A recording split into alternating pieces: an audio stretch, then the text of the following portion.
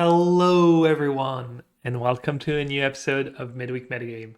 I'm your host, Gabriel Nassif, joined by my regular co-host, Edgar Magalish. Hello, hello. Yeah, can you try my last name this time? Yeah, I've been trying. Um, I think I'm doing a decent job, but yeah, tons of standard to get into. It's going to be all standards, US RC coming up, Canadian RC for Edgar coming up, Arena Championship the same weekend coming up. So we're going to be talking standard, what we've been playing, what Edgar is considering right now as his options for the RC. Before we get into all of that, I'd like to remind people if you want to support us, you can do so at midweek. No, you can do so at patreon.com/midweek metagame. You can give us follows on social media. You can check out my Twitch channel. I have YouTube channels. Edgar's on Blue Sky and Twitter. You can check out my sponsors, Ultimate Guard and TCG Player. Anytime you do business with them, that helps me out. So yeah, many ways to support the podcast.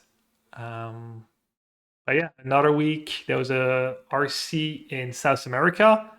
Not the biggest field, so we'll share the results, but it's really small sample size, but still like interesting. Demir midrange was it the most played deck or the second most played deck? It was somewhere up there. I mean, I feel like this happens all the time with Demir, where there's the Demir diehards and it pops back up, and then it has another medium event and it goes back down, and then all the Demir tryhards cope again that it might be good this time and it pops back up. So it ebbs and flows. Yeah, I didn't realize South America was kind of the stomping ground for Demir midrange hardcore fans. But yeah, it was the most played deck. 28 people played the deck, 13% of the field. Then Lessons was the second most played deck, 12%. Demir Excruciator, 11%. And then Green Landfall was around 7%. And Green Landfall had a great showing. 60% win rate. Boros Dragons also 60% win rate, but fewer players. And Boros Dragons, I think, ended up winning the whole thing. I want to say, if my Yep. memory serves me well. So yeah, not the I don't know, sexiest decks, I guess, not the most exciting decks, but Landfall just dominates if people are not playing Cub, if people are not keeping it in check. It just dominates. It's funny. It's always had the best win rate, except at the PT where people just showed up with Cub. Cub had just a good weekend in the RC in Portland, and that gave confidence to a lot of people to play Cub in the PT, I think. And Landfall got crushed, unfortunately for our teammate Paul Rietzel.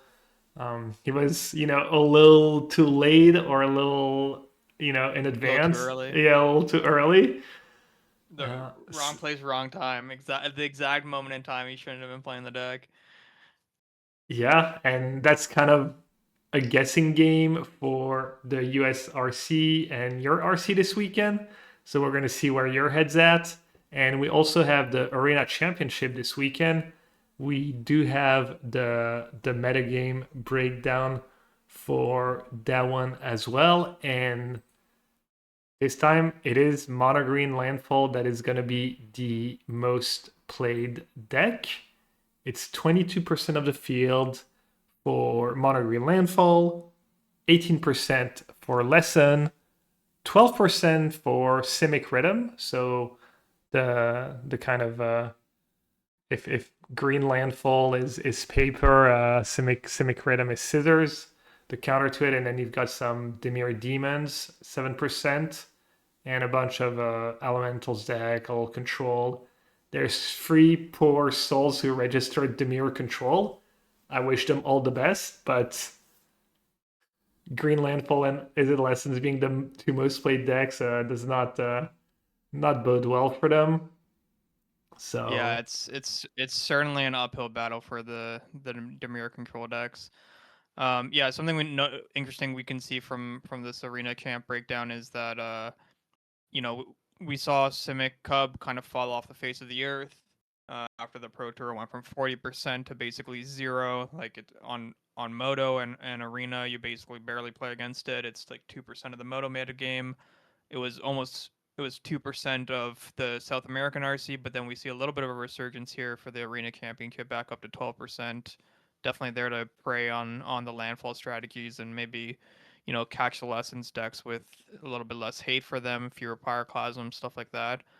So yeah, we're seeing a lot of ebb and flow with the metagame for sure, week to week. Yeah, it was my experience on the ladder this week. I basically played against almost no Cub Rhythm decks, except for today where I think I got paired against Simic Rhythm maybe a couple times. So that small resurgence, people just fed up of getting paired against Green Landfall, losing to Green Landfall.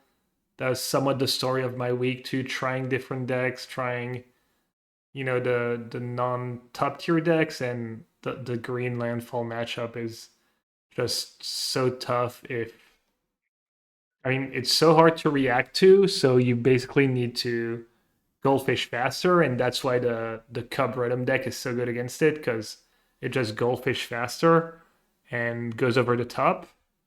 But that nursery card's just really hard to beat with any kind of fair plan. They have so many avenues to just run you over with cards. If you're trying to play too fair, they have Ice Still. They can kill you out of nowhere with Harmonizer, so you have to respect that as well. You have to have a plan for a nursery if you go in the mid game. Just really, really tough. So, what's your answer right now? What are you considering for your RC? Are you considering a landfall at all?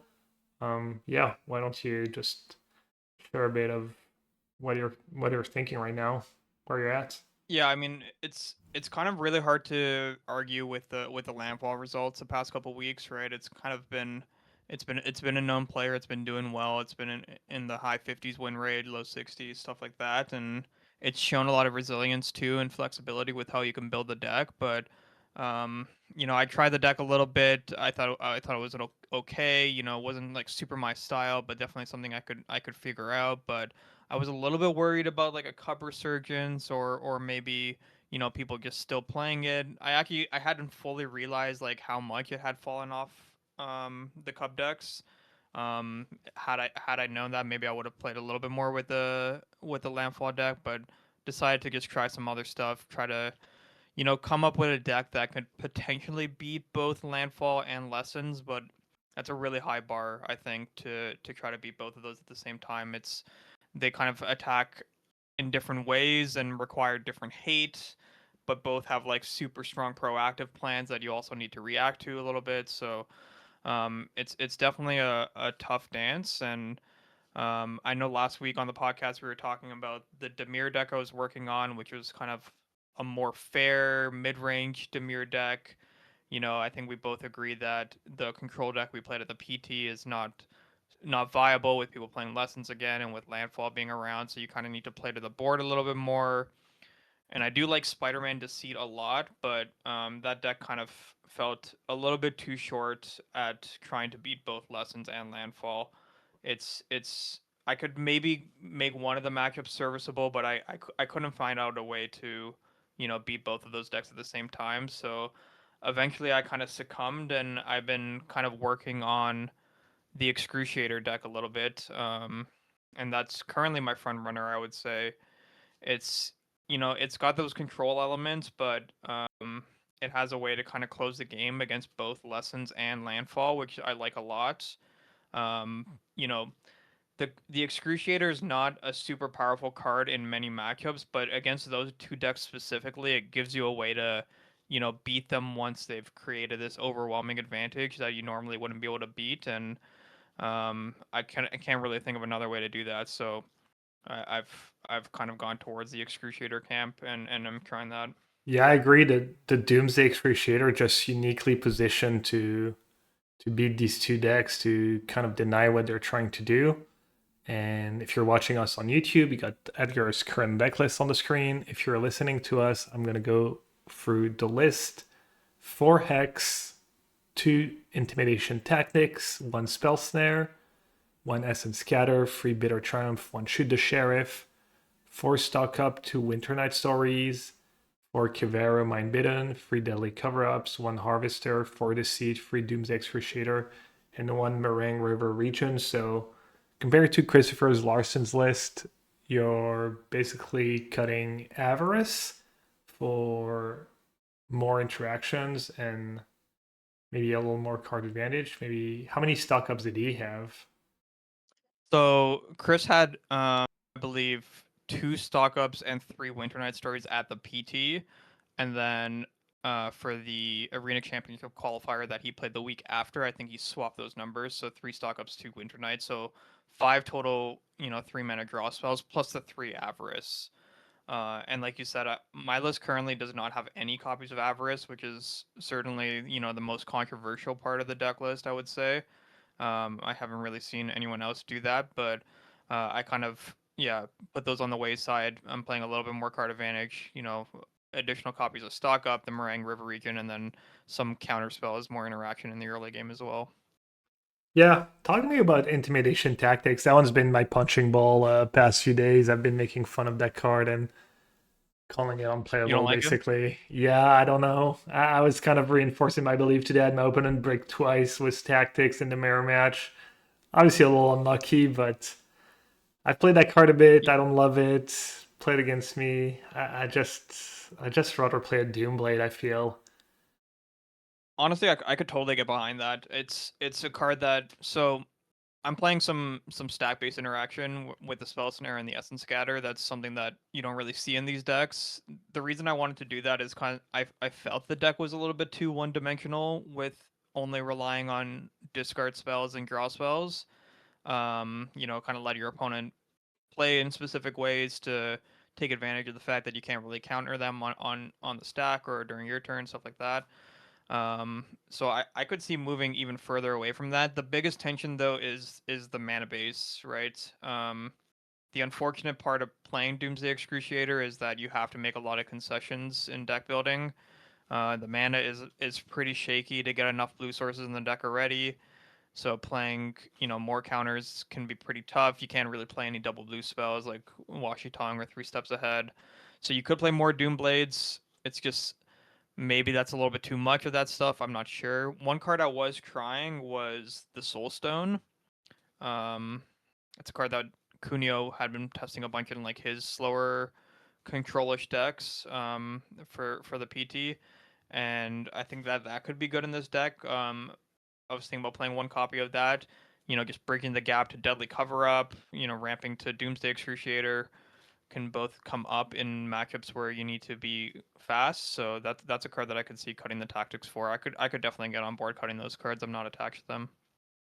Yeah. What about Winter Night Stories versus Stock Up? I felt like Winter Night Stories was pretty strong for me, but maybe Stock Up is still better. Also, you don't mind exiling it to Deadly Cover Up as much as you do Winter Night Stories, because you are a little short on card advantage. If we're saying Chris had 5 of these blue card advantage spells and 3 Avers, so that's 8. You're down to 6 plus River Region, so you actually have a little less card advantage than him. No Riddler. Have That, you? that's true if you. That's true if you have the luxury of always casting Avarice. I'm a little skeptical on being able to pay like cast a draw 3 lose 3 every time. Like I definitely had spots where I couldn't do that even when I was playing Avarice. But yeah, it's a little bit less card advantage than his list. I did consider playing Riddler in the main. Um, I decided to just keep them all in the sideboard for in favor of like more cover ups and stuff like that. But yeah, I could see a little bit more card advantage. I do like stock up better than Winter Night Stories the way the deck is built though. Stories is nice specifically when you want to Spider-Man your Doomsday Excruciator, I think, but basically in every other scenario, I like stock up better. It digs you deeper to cover up. It gives you, I guess it gives you the same CMC4 cover up in the graveyard, but you feel a lot worse exiling the stories because it doesn't always put you up a card unless you have a creature to discard, unless you flash it back. So I just like the consistent card advantage of stock up, digging a little bit deeper. Um, it's nice with like the one of sideboard cards I have as well, just being able to see those extra 2 cards. So I've been happier with stock up than Winter Knight, I think. Yeah, and then your sideboard has a couple of null, free to rest, ghost vacuum, disdainful stroke, flash freeze, negate, strategic betrayal, lots of one-ofs, couple quantum red lures, the force cover up, and then 2 wrench, speedway, something that's the kind of 5 mana super gaunty, right? How do Yeah, you, you get to see 9 cards. yeah, 9 cards. How do you It's feel about your crazy. sideboard overall? I think it's pretty well rounded. I'm definitely leaning into the two big decks. Trying to make sure I have enough stuff for landfall and lessons. So the big tension against landfall is that the toughest card to beat in my opinion is the nursery. Yeah. That being said, I've been playing against versions that are much heavier on stuff like Keen-Eye Curator and Hydra. Um, Sometimes Surak, like they go very, very creature big, or they could even have the protection spells. And against those versions, it can be kind of tough to have a lot of negates and strokes and stuff like that. So Mhm. there's a bit of a balancing act there. So that's why I added a copy of Flash Freeze to kind of just give myself a little bit more well-rounded insurance for that matchup while sacrificing diversity against other decks. Um, but that's something that I think is going to be a lot easier to know in open deck lists as well. I'm going to be able to see how creature heavy they are, how good I think my cover ups are, how good I think my intimidation tactics are, stuff like that. Um, and then decide which ones I want to have after board. Yeah. So, what would you say are your chances to play this deck right now? And what else are you considering? What would have to happen for you to switch decks? Are you going to be maybe playing a bit with Landfall or a bit with Lessons? Are you just playing on the ladder? Are you playing Magic Online? Are you testing with someone? Yeah, I'm mostly playing on ladder. I'm testing with some local friends that are also going to the RC. My biggest hesitation with this deck is the lessons matchup. I think I've gotten the green matchup to a point that I'm pretty happy with it. I think I don't think it's super favored or anything, but I think I'm ahead by a bit with this configuration. But is really tough. So seeing 20% lessons at the arena champs is making things a little bit hesitant for me. I've been losing to lessons a lot on the ladder, so maybe need to rethink that matchup, rethink my approach. I could try some Glen Elendras. I could try some like an additional duress or more nulls, just more of the good stuff. But it's kind of a tricky one to fix, I think. So I think if there's anything that's going to take me off the deck, it would be not being able to be comfortable with that matchup. And if I don't play the deck, I might end up just joining that camp and just playing lessons myself. I'd be a little bit worried about um, playing it on fewer reps, but I played a ton of the deck in the past and could probably get the list to something I'd be pretty happy with in a short amount of time. But as of right now, I would say I'm pretty heavy favorite to play the Excruciator deck. Yeah, what's your rough estimate of Demir Excruciator against because I've played the Demir Excruciator deck against a green landfall deck and it seemed pretty close. Um Games are, there's a lot of variance to it, but the plan is pretty effective. So I would guess Yeah, that matchup is close to 50-50. yeah, I would say it's close. I would probably not put it much higher than like 55, if anything. It's going to depend a lot on their specific build, how hateful they are, and there's a lot of play to the matchup too as well. Just um, specifically from their side, how they sequence their earthbending and prioritize bossing say activation, stuff like that. There's a lot of decision points, and um, it can definitely vary a lot game to game, like you said. So I think I'm a little bit ahead, but I wouldn't say it's by a lot. So the fact that the most played deck I only feel a little bit good against, and then the second most played deck I don't feel great against, or actively bad. It's not feeling great, but kind of the nature of the format is that I don't think there's really anything that is a clear favorite against all of these top decks. So you kind of need to decide where you want to take your licks, I guess. Yeah. Thought the Demir Demons deck was decent against Lessons, is it not? Is it like a slight dog? I think it's still behind. I mean, it's much better than control like a regular control deck is, but just because you have the capability of playing the demon and the game being over, but it can still be really tough with like they have like their quenches are so good, just all their counter magic, and your spells cost like on average two more than Yeah. theirs. It's pretty easy for them to tempo you out, I think, and if they stick a monument, things get really tough. And you don't your only counterplay is at minimum 4 mana, so by the time you even set it up, like they might be able to answer it pretty easily. I think a Cavern of Souls would help a lot in that matchup, just having access to that. But like I said earlier, the mana base is already super rough as it is, so that would probably have to be like an additional land in the sideboard or something, or make a concession in the main deck somehow. Yeah. What about against the Cub decks as someone who's played both Demir Demons and Demir Control? Which one would you rather be Like, which playing one would against I it? rather be against Cub? Yeah. I think I would rather be our control deck from the PT, just because you're a little bit better at cover upping on time. You're also a little bit better at slowing the game down before they get to the point where um, you need to cover up. Also, you have more copies of Spell Snare, which is a big deal against Detect Intrusion, I think. That was actually my main inspiration for adding a Spell Snare to the Demons deck, is that I felt that I got in these spots against Cub where I was setting up a deadly cover up, but they knew their detect intrusion was going to resolve if it hit the stack. Yeah. So that was kind of unfortunate. Um, so I think having access to Spell Snare in that matchup helps a lot for that, and the control deck had a little bit more. But I feel really good about playing either deck against Cub. Um, Part of the reason I really like the Demon deck is because Deadly Cover Up is a nice, fail safe for the non-expected decks. It's not fantastic against mono green. It's serviceable, and it's not good against lessons. But against all these other decks, like the decks that are trying to beat those decks, and Cub especially, Deadly Cover Up is one of your best cards. And the fact that the Demons deck kind of gets to play that, I want to say almost for free, because it's just like part of their strategy, is a really appealing aspect of the deck. Yeah.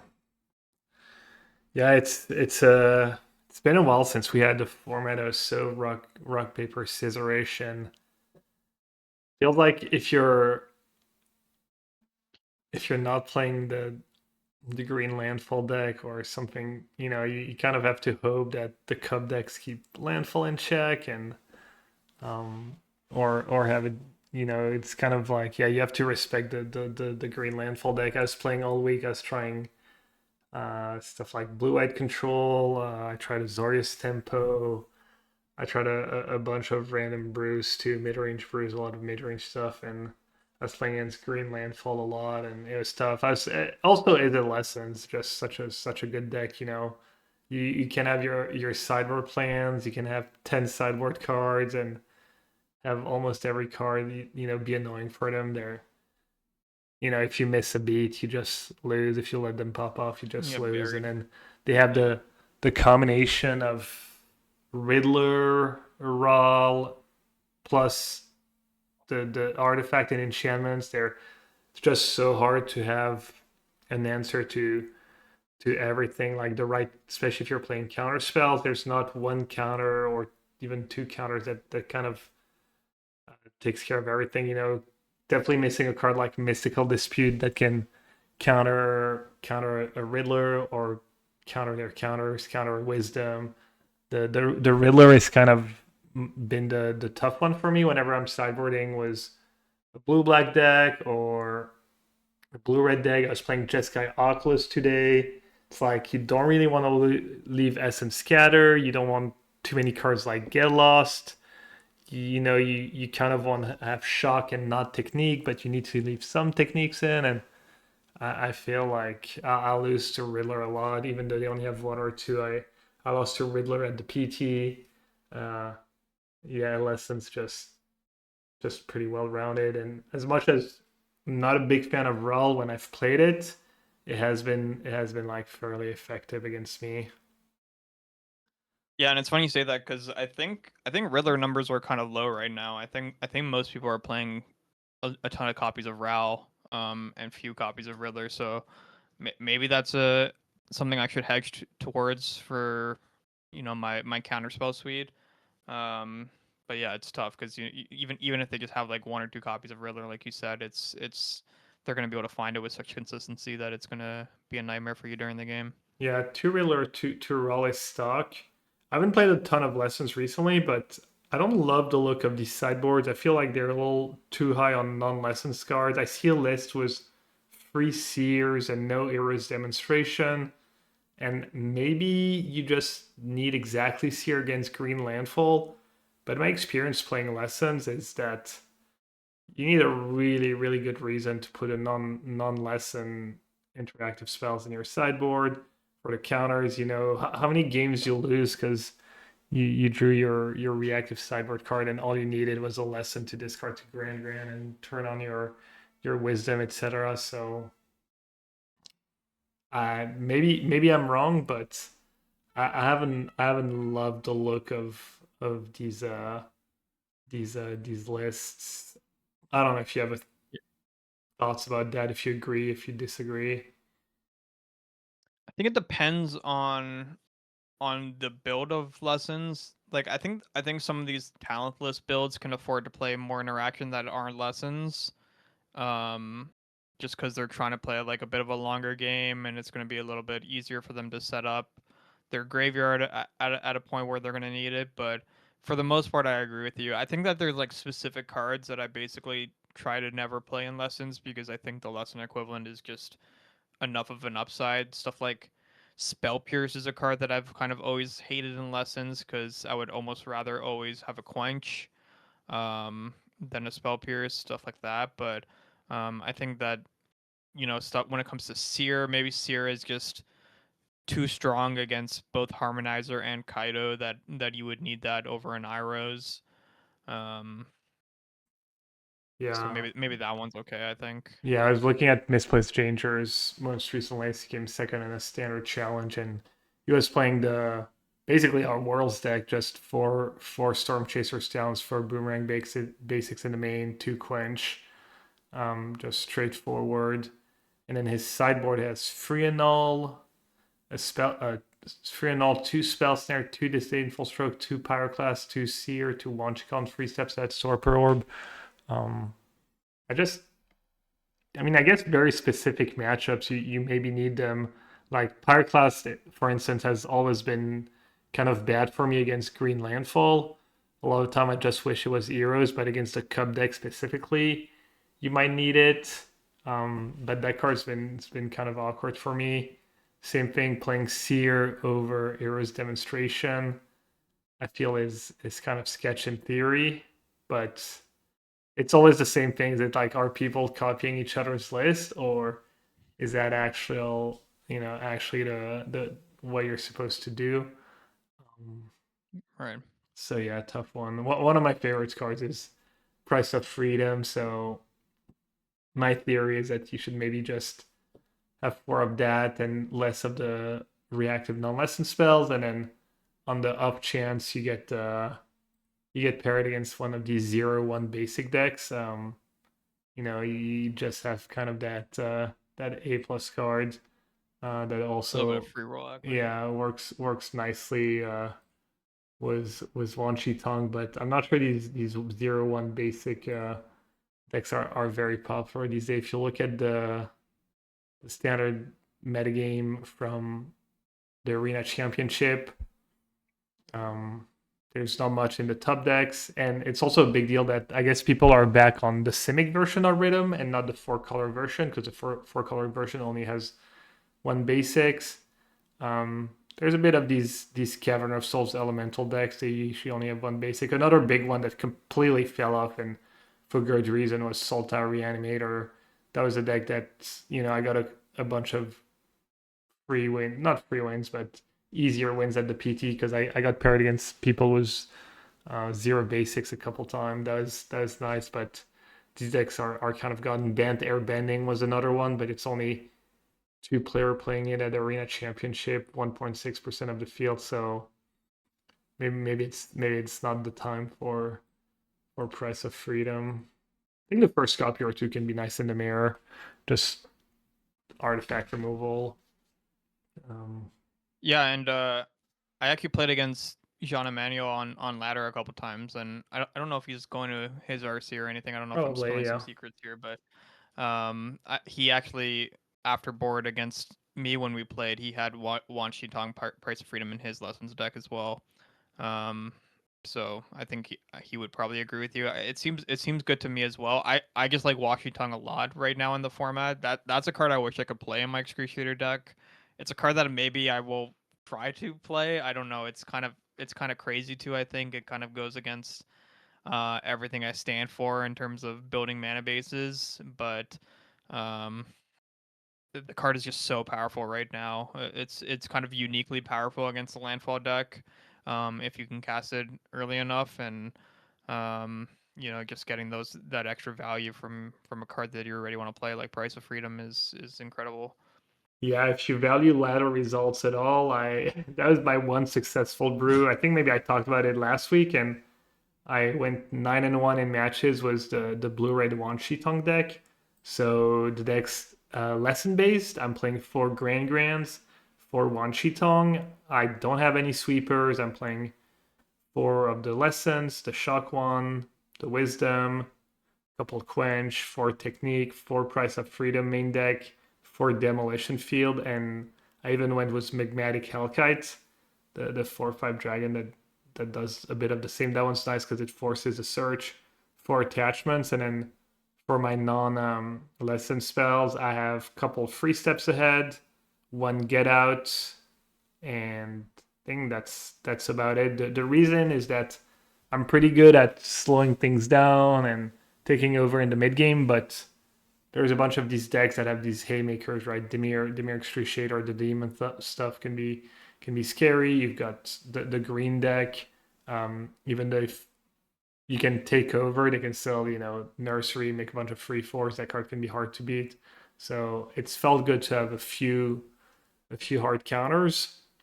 My last match with it though was a loss. I went 2-1 overall against Margarine Landfall, but I'm not sure that deck is that matchup is great. But also it's ladder results. Like I was beating Is It Lessons, which didn't necessarily make a ton of sense to me, even though I do have the Price of Freedom for Monument.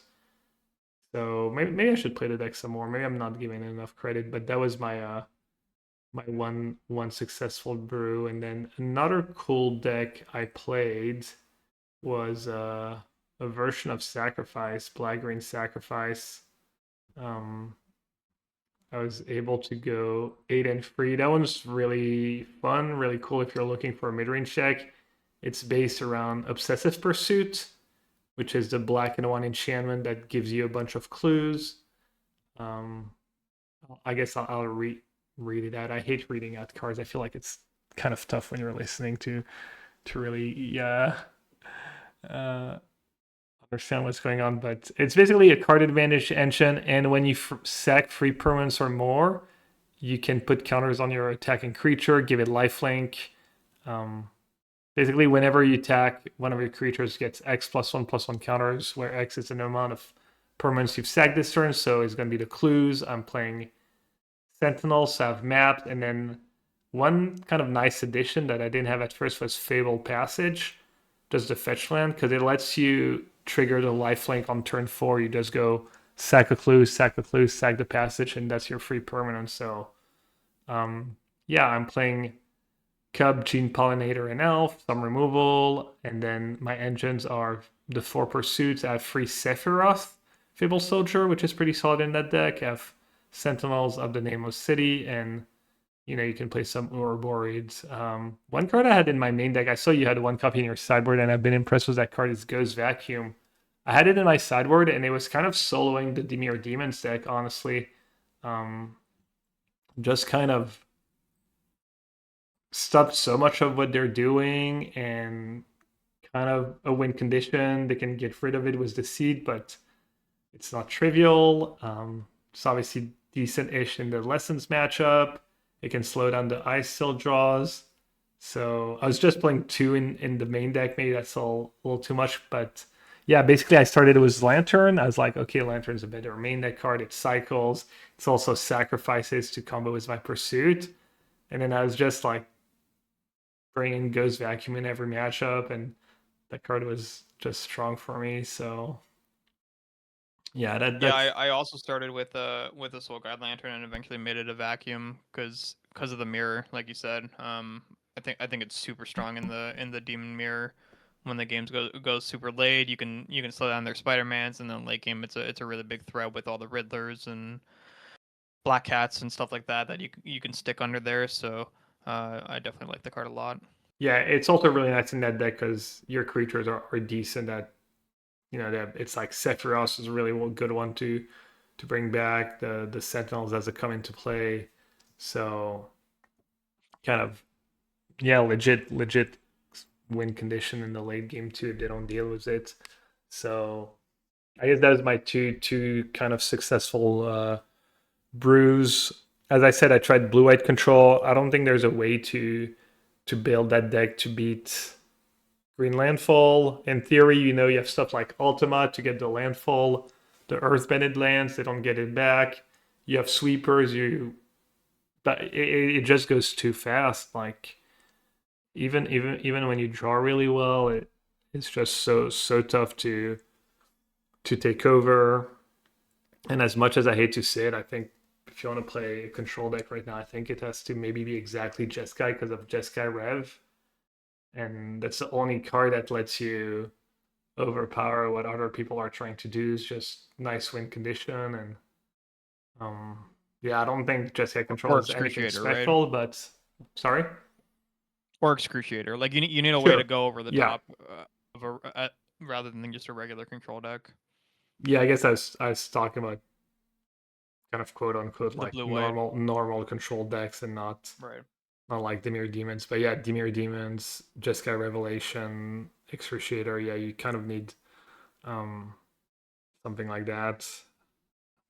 Also tried a Jeskai Oculus deck. Someone had a list that were doing well with it on the ladder. I think they said they got to top 150 or so, rank 150, and I went 1-2, but it did feel pretty good. You had the lessons package, Grand and attachment, really nice to discard Oculus, obviously. Uh, the deck had Helping Hands, the lessons package, a few other reactive cards, and deck played out nicely. I did not win. I also am not sure I sideboarded very well. Always played very well, but that deck could be something. Another deck that was popular on the ladder was Rakdos Monument, but honestly, I've never lost to that deck. Just like I I know people like it and it's kind of cool, but you get so many non draws where you go like 1-1 for one, 2-1 for two. You maybe miss your third land drop because you don't really have a lot of card draw and you can't play too many lands. So Yeah, I played against that deck a ton on ladder, yeah, and I feel like I should be losing to it more than I actually do, because the cards are all nightmares for me, but I ended up beating it anyways. But yeah, I mean that deck is interesting. I've been really impressed by the 1 mana artifact, the equipment. yeah, That card is.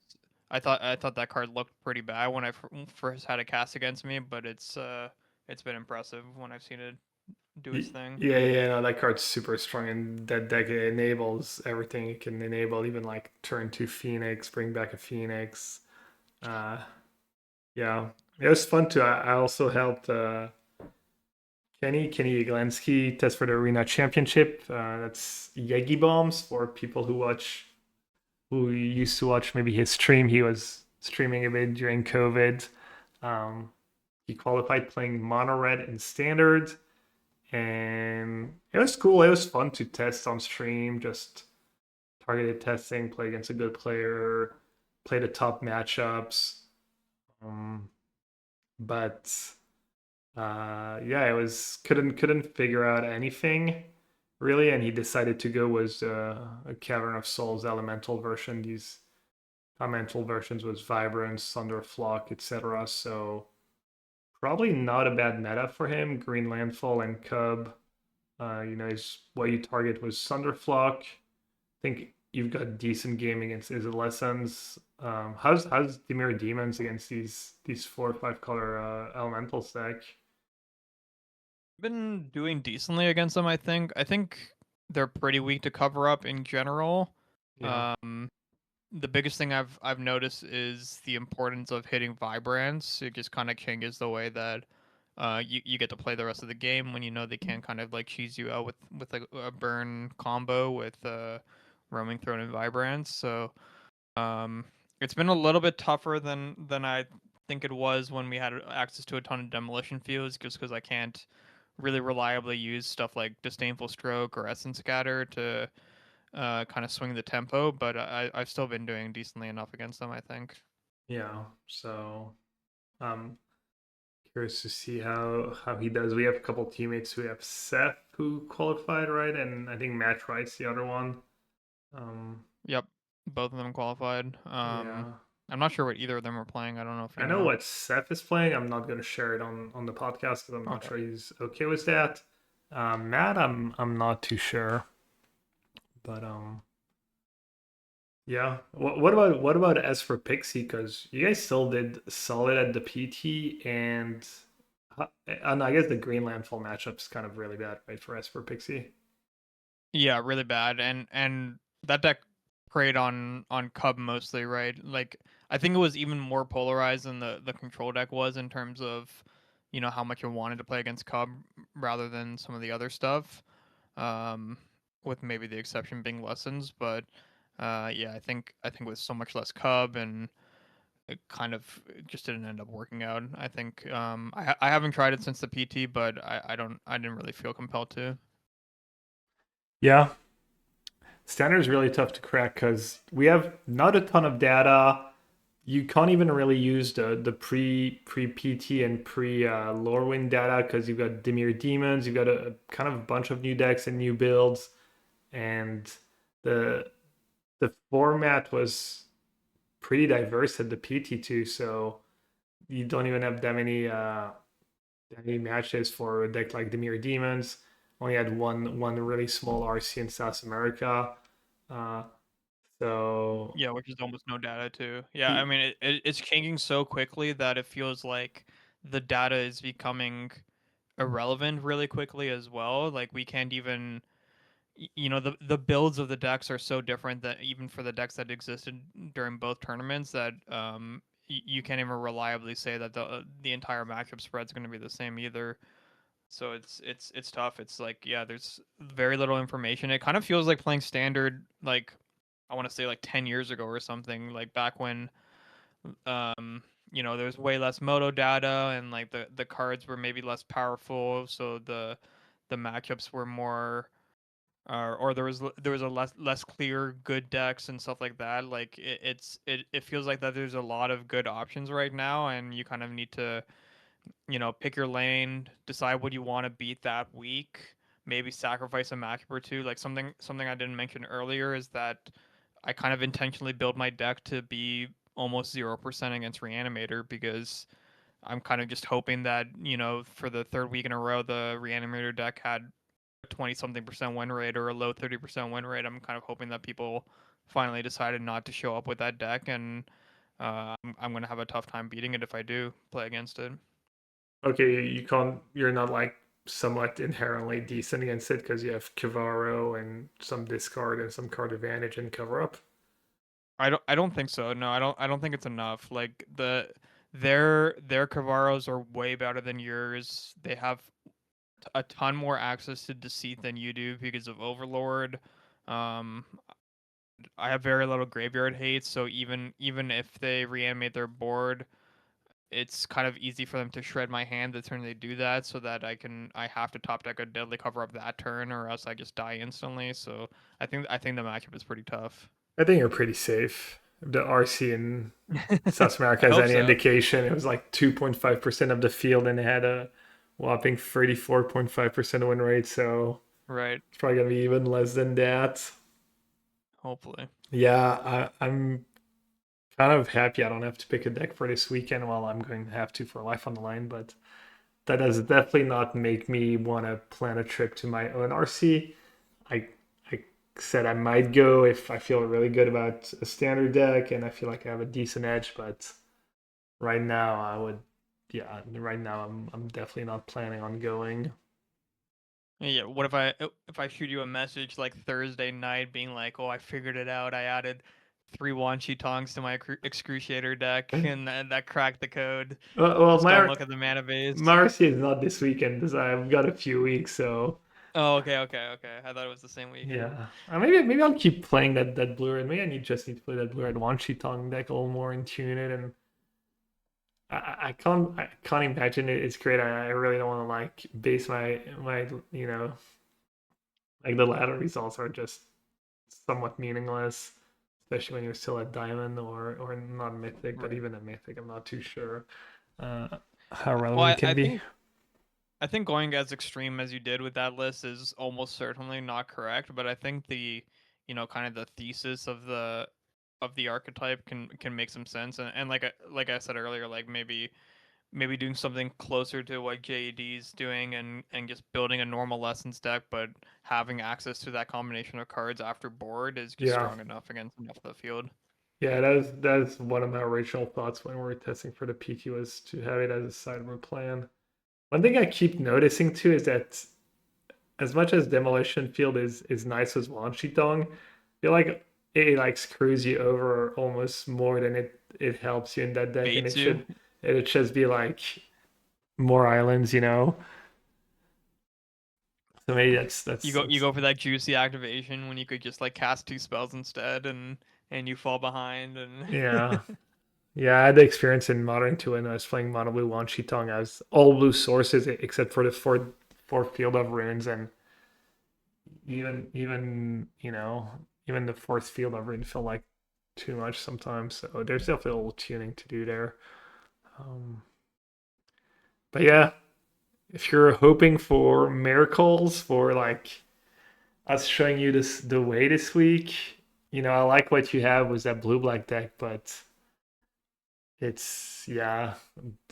I'm sorry, but I don't think we have like super great answers to standard right now. It's a lot of maybe, you know, it would be good to do like some kind of win rate matrix, like if you expect what metagame you expect and try to figure out like should I be playing Green Landfall, should I be playing Cub, Lessons, Demir Excruciator. These decks are pretty solid, but yeah, it's kind of I'm not sure how you even go about figuring that out. It's so complicated. So yeah, the Matrix would help for sure. I think it's a little bit. I think it makes a little bit more sense when the meta is a little bit more stable. It feels like week to week we're seeing 10% changes in archetypes in terms of meta percentages. So it can be really tough. Like South America had 12% Demir or 13% Demir, and now it's what 2% at Arena Champs, and obviously Arena Champs is a tiny field, but the same deltas could happen even from RC to RC. Like there yeah, could be some regional differences too. Like I think my RC is going to be pretty small too. It's West Coast. I wonder how many people are signed up right now. But the last time there was an RC in Vancouver, I think it was sub 300 people. It was pretty tiny. So um, this could be a small event, and when 10 people decide on to play a deck as a group, that's a huge percentage of the field. So it can be a pretty high variance. yeah. Memes aside, like Demir Midrange being the most played deck might just be a symptom of people not feeling very strongly about the top decks. They're like, well, Right. I don't feel like I have a great edge playing Lessons, Demons, or Green Landfall or Cub, so I'm just gonna play something I like. Maybe card availability is an issue sometimes too. Um, so yeah, we'll see. Anything else you wanted to add as far as standard goes, or anything really? No, I mean I think that's about it. Yeah, there's a lot of wiggle room in the list I'm working on. I'm still going to be trying to tune it this week. I mean, um, I don't think I'm going to end up posting my list right before submission or anything. But if there's anyone with excruciator ideas that want to talk about it, feel free to hit me up, I guess. But yeah, I'm gonna be in the streets testing. I'm still got a lot of stuff to try and hopefully figure out some of these problems. Cool. I was looking a tiny bit at modern lists recently, and I don't know if it's super new from this week, but it's something I hadn't seen a ton yet. Is people playing GD's card, the speaker, formidable speaker in Eldrazi Ram. It's pretty cool. It works well with Sprawl, with your Eldrazi Temple potentially, lets you play bullets, lets you recycle your expensive Eldrazi and stuff. So that seems to be the kind of the only new thing going on right now is um, Eldrazi Red Green Eldrazi Ram was for speaker. I'll probably play a modern challenge or two this week.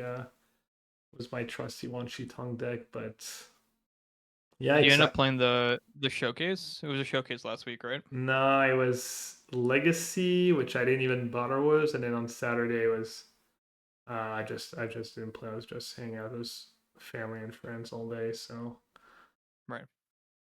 no, and I don't think there's any showcase this week. There's a bunch of qualifiers, and I'll probably just be watching the coverage of the RCs and the coverage of the Arena Championship. Because the standard games are sweet. I feel like the decks are pretty fun for the most part. Yeah, the games are super interesting. A lot of the games go really long, high Yeah. decision points. So yeah, definitely fun to watch. There's also going to be the limited championship qualifier this weekend on Arena. Mm, right. I So might it's play it's a triple that. whammy actually in terms of events. Yeah.